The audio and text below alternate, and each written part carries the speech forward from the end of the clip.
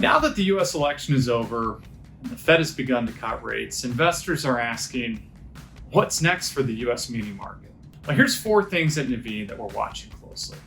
First is on the tax policy side, which is of course hugely important for the municipal market, and the Tax Cut and Jobs Act.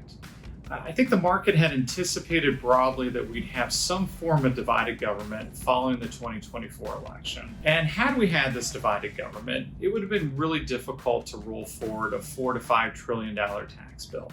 And had that not been rolled forward, and had that gotten caught up in either the Congress or the executive, we would have reverted back to our higher tax levels of 2017. But now both the House and the Senate and the executive is in the hands of Republicans.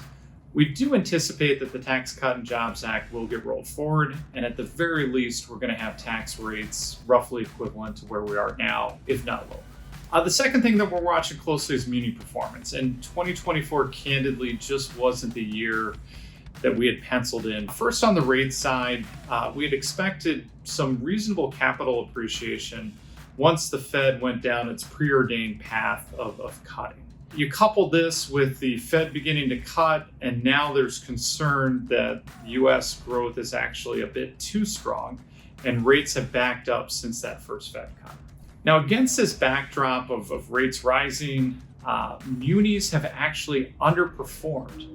Muni rates have actually gone higher than that of the US Treasury as we've had this deluge of supply. We now think that it could be a very good entry point for municipal investors, and taxable equivalent yields for both high grade and high yield munis can now provide a reasonable total return from just clipping the coupon. The third thing that we're watching is muni credit fundamentals, and muni credit fundamentals remain very strong.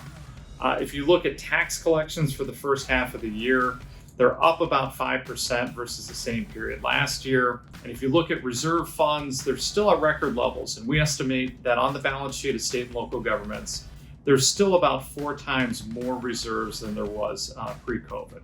We don't anticipate that the election is really going to meaningfully impact municipal credit.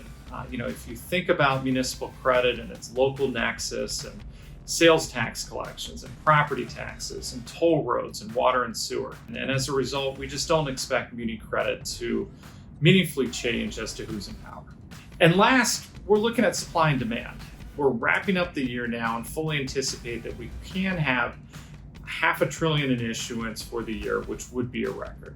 For demand, we had hoped that $175 billion that had left our market in 2022 and 2023 would return this year. And while we've seen some money come back in, we anticipate about $20 billion back into mutual funds.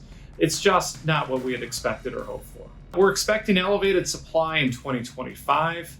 However, we do expect demand to begin to come back as investors look to lock in these high rates.